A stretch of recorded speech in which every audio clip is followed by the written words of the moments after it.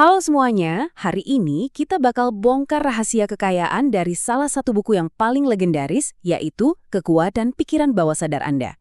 Nah, kita akan fokus banget ke satu hal, cara berdoa untuk kekayaan. Ini bukan soal ritual ya, tapi soal teknik mental yang sangat presisi buat menciptakan kelimpahan dalam hidup Anda. Siap? Oke, kita mulai dari pertanyaan yang mungkin sering banget menghantui kita semua, ya kan? Pernah nggak sih Anda mikir, kenapa ya ada orang yang bakatnya kayaknya biasa-biasa aja, tapi kok suksesnya luar biasa? Sementara mungkin kita nih, yang ngerasa udah kerja keras banting tulang, kok malah kayak kejebak di situ-situ aja? Nah, jawaban dari Dr. Murphy soal ini, wah bisa-bisa mengubah cara kita melihat semuanya. Jadi, ternyata nih, kuncinya itu bukan cuma soal keberuntungan atau bahkan kerja keras doang. Jawabannya ada di dalam kepala kita sendiri. Lebih tepatnya lagi, ada di dua mesin pikiran yang kita semua punya, tapi sering banget kita salah gunain. Nah, Dr. Murphy punya analogi yang keren banget buat ngejelasin ini. Coba bayangin sebuah kapal. Pikiran sadar Anda itu kaptennya. Dia yang berdiri di anjungan, nentuin tujuan, kasih perintah. Tapi, pikiran bawah sadar Anda itu adalah kru di ruang mesin. Dan kru ini, mereka tuh nggak peduli tujuannya mau baik atau buruk. Mereka cuma satu tugasnya, menjalankan perintah kapten, tanpa nanya-nanya. Nah, disinilah letak kekuatannya, sekaligus bahayanya. Dan ini poin yang paling penting. Kru di ruang mesin tadi, si pikiran bawah sadar Anda, itu nerima setiap perintah, secara harfiah.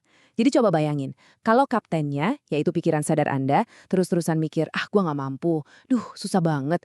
Ya, para kru di bawah bakal langsung kerja keras buat mastiin kapal itu berlayar jauh dari pulau kelimpahan. Jadi hati-hati, karena perintah Anda adalah takdir Anda. Oke, saya tahu apa yang mungkin Anda pikirkan.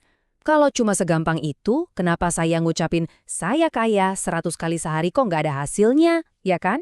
Nah, di mana nih salahnya?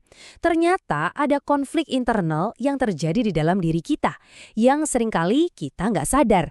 Nah, ini dia biang keroknya. Pikiran bawah sadar kita itu nggak peduli sama kata-kata. Dia cuma ngerespon satu hal, perasaan. Jadi kalau Anda bilang, saya seorang jutawan, tapi di dalam hati Anda ngerasa cemas, ngerasa kekurangan, itu sama aja kayak seorang kapten yang teriak-teriak kasih perintah tapi seluruh badannya gemeteran karena takut. Kru di bawah lihatnya gimana? Ya nggak bakal dianggap serius lah. Jadi, kegagalan itu terjadi ya karena konflik ini. Di mulut Anda bilang, saya kaya. Tapi di lubuk hati yang paling dalam, keyakinan Anda bilang, nyari duit susah. Pagi-pagi afirmasi positif, siangnya udah ngeluh soal tagihan. Ini kan kayak nyetir mobil sambil nginjek gas dan rem barengan. Nggak bakal kemana-mana. Dan yang paling fatal dari semuanya, Anda merasa iri waktu lihat orang lain sukses. Oke, cukup soal masalahnya. Kita udah tahu di mana letak kesalahannya. Sekarang, ayo kita bahas solusinya. Dr. Murphy tuh ngasih metode yang sangat spesifik buat menanamkan apa yang dia sebut kesadaran kekayaan ke pikiran bawah sadar kita. Nah, inilah cara berdoa yang beneran manjur. Prosesnya simple, cuma ada 3 langkah. Langkah pertama, tentukan dengan jelas apa yang Anda mau. Spesifik. Langkah kedua, bayangkan hasil akhirnya. Ingat ya, bukan prosesnya, tapi hasil akhirnya, seolah-olah udah kejadian. Dan yang ketiga, nah ini dia kuncinya, rasakan. Bangkitkan emosi, rasakan kegembiraannya, kelegaannya, seolah-olah keinginan Anda itu udah terwujud.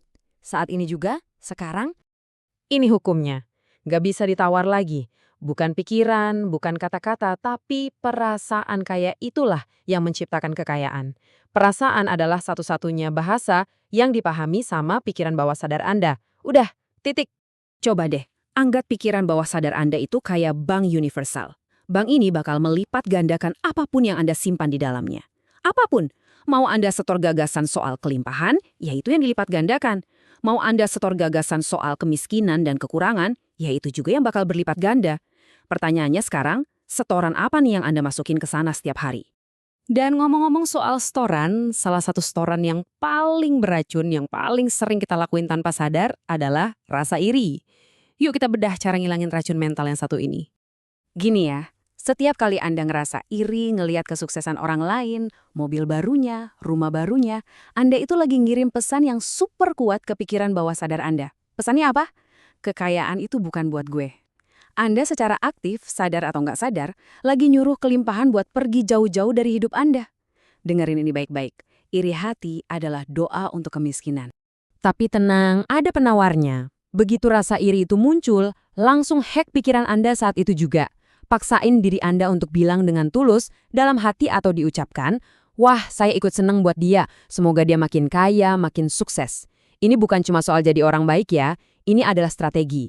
Ini cara Anda ngebatalin perintah negatif yang barusan Anda kirim dan nyetel ulang frekuensi Anda kembali ke kelimpahan. Nah, sekarang kita masuk ke teknik yang mungkin paling gampang, tapi juga salah satu yang paling ampuh. Sesuatu yang bisa langsung Anda coba malam ini juga pas Anda udah di tempat tidur buat memprogram ulang takdir finansial Anda. Namanya teknik lullaby atau lagu pengantar tidur. Caranya simpel banget. Waktu Anda udah di kasur, udah mulai ngantuk, di kondisi antara sadar dan tidur itu, ulangi satu kata aja secara perlahan, tenang, dan dengan perasaan. Kata itu adalah kekayaan. Ulangi terus kayak lagu Nina Bobo. Biarin kata itu merangkum semua perasaan berkelimpahan, aman, dan bebas yang Anda dambakan. Kenapa sih ini bisa berhasil? Gini, ingat kan soal kapten dan kru tadi? Nah, pas kita lagi ngantuk-ngantuknya, si kapten, yaitu pikiran sadar kita yang suka ngejudge dan kritis, itu udah mulai tertidur juga. Penjaganya lagi lengah. Dan di momen emas inilah Anda bisa nyelipin benih kekayaan langsung ke ruang mesin, langsung ke pikiran bawah sadar. Dan kru di bawah, mereka bakal kerja semalaman buat mewujudkan perintah baru itu. Jadi, setelah semua yang kita obrolin barusan, pertanyaan terakhir ini bukan cuma buat direnungin ya, tapi buat dilakuin. Anggap aja pikiran Anda itu sebuah taman, dan pikiran bawah sadar Anda adalah tanahnya yang super subur. Tanah ini nggak peduli benih apa yang Anda tanam, dia bakal numbuhin benih kekayaan atau benih kemiskinan dengan kesetiaan yang sama persis. Pilihan sepenuhnya ada di tangan Anda. Jadi, gagasan apa, benih apa yang akan Anda tanam di taman pikiran Anda malam ini?